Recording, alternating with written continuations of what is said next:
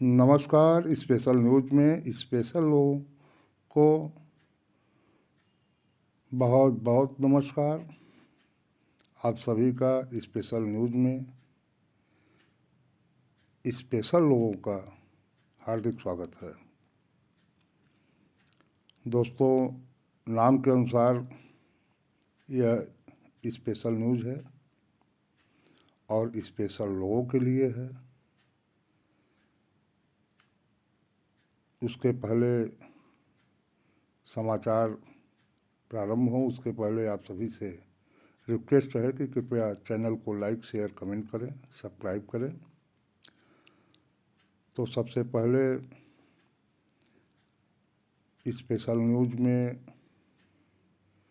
आज हम जाकिर नाइक की चर्चा करेंगे और अपने जाहिल पड़ोसी पाकिस्तान के बारे में कुछ बातें करेंगे और इसके बाद कांग्रेस के बारे में भी कुछ आज बातें होंगी। तो सबसे पहले जाकिर नाइक के बारे में हो। आज उसकी कुंडली हम तलाश करेंगे। 1965 में महाराष्ट्र के मुंबई में जाकिर नाइक का जन्म हुआ था। यह भगोड़ा जिसे देश के लिए खतरा माना जाता है, जिसके स्पीच सोसाइटी में शांति भंग करते हैं, ऐसे व्यक्ति के बारे में आज चर्चा होगी। यह देश का भगोड़ा है। आज इसलिए चर्चा में आया क्योंकि मोदी सरकार के गृह मंत्रालय ने इसके एनजीओ पर 5 साल के लिए बैन और बढ़ा दी। इसके आर्थिक साम्राज्य को तोड़ने का एक सरकार द्वारा एक प्रयास है, शासन द्वारा एक प्रयास है। इसके भाषणों ने, इसके स्पीच ने, इसके पिछली सोच ने, इसके जिहादी सोच ने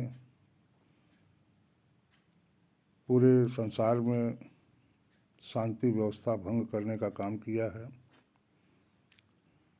पता नहीं कितने इसके स्पीच से लोग गुमराह होते हैं, जबकि यह डॉक्टर है, MBBS की डिग्री इसको मिली हुई है। उसके बाद भी यह मदरसा छाप नहीं है। उसके बाद भी इसकी सोच बहुत ही खतरनाक, बहुत ही जिहादी, इंसानियत के लिए इसका खतरनाक है। ये बहुत ही खतरनाक। इसके एनजीओ पर सरकार ने 5 साल के लिए बैन बढ़ा दिया है। इसका मतलब है कि एजुकेशन का किसी के सोच पर, किसी के आइडियोलॉजी पर कोई प्रभाव नहीं पड़ता।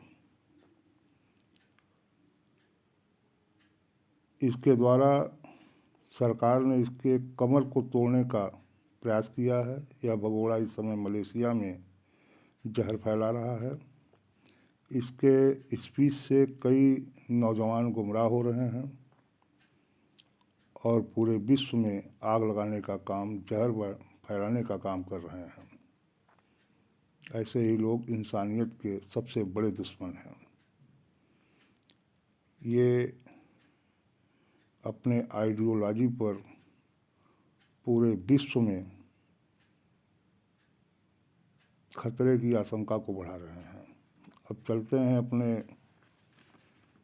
पड़ोसी, जाहिल पड़ोसी जाहिस्तान उर्फ पाकिस्तान।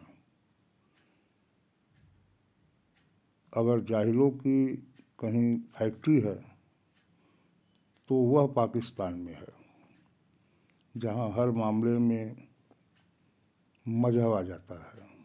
चाहे वो क्रिकेट का मैच हो, चाहे कोई भी मैटर हो, कोई भी मामला हो, लेकिन मजहब अपने आप घुसाता है।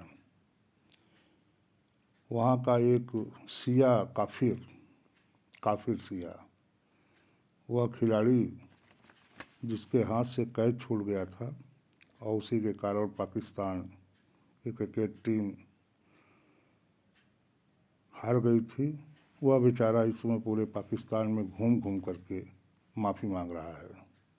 उसके ऊपर यह आरोप लगाया जाता है कि इसने जानबूझ करके कैच को छोड़ा, क्योंकि इसकी बीवी इंडियन है और यह सिया है, तो इसने अपने मुल्क के साथ गद्दारी की है और बेचारा पूरे मुल्क में घूम घूम करके माफ़ी मांग रहा है। इसके जान के लाले पड़े हैं और इस समय लोग वहाँ के मुँह बोले मंत्री शेख राशिद को खोज रहे हैं और उससे पूछना चाहते हैं कि किसकी हार हुई। ऐसे जाहिले को खोजना ही पड़ता है, क्योंकि इसके बयान हमेशा सोसाइटी में आग ही लगाते हैं। जहर ही बोता है, ये जहर ही पालता है, जहर ही पोसता है। तो ऐसे लोगों को हमेशा इंसानियत को सावधान रहना चाहिए, क्योंकि ये इंसानियत के दुश्मन हैं, उसके अपराधी हैं। अब इनको सज़ा कब मिलेगी इस बारे में तो कुछ नहीं कहा जा सकता, लेकिन ऐसे लोगों को सज़ा भी मिलती है। अब आइए चलते हैं कांग्रेस की ओर। कांग्रेस के वरिष्ठ नेता जो मंत्री भी रहे हैं, उनकी किताब ने तो पूरे देश में हड़कंप मचाई ही है, जिन्होंने हिंदुत्व की तुलना, आरएसएस की तुलना बोको हराम, इस्लामिक स्टेट से। आज कांग्रेस के कुछ वरिष्ठ नेताओं के बारे में चर्चा होती है। सलमान खुर्शीद की किताब में तो वैसे भी हलचल मचाया हुआ है, पूरे देश में हड़कंप मचा हुआ है, राष्ट्रीय और अंतर्राष्ट्रीय स्तर पर हलचल मचा हुआ है। इससे इनकी सोच, इनकी आइडियोलॉजी भी समझ में आती है कि ये कांग्रेस के लिए कितने उपयोगी हैं। इनके बुक्स के अनुसार हिंदुत्व की तुलना, आरएसएस की तुलना बोको हराम और इस्लामिक स्टेट से की जाती है। ऊपर वाला इनके सोच को सही दिशा दे। वैसे भी कांग्रेस के लिए ये आत्मघाती ही सिद्ध हो रहे हैं। उसी के साथ साथ एक दूसरे भी नेता हैं, इनके भी बयान कांग्रेस को फ़ायदा कम पहुंचाते हैं, नुकसान ज़्यादा करते हैं।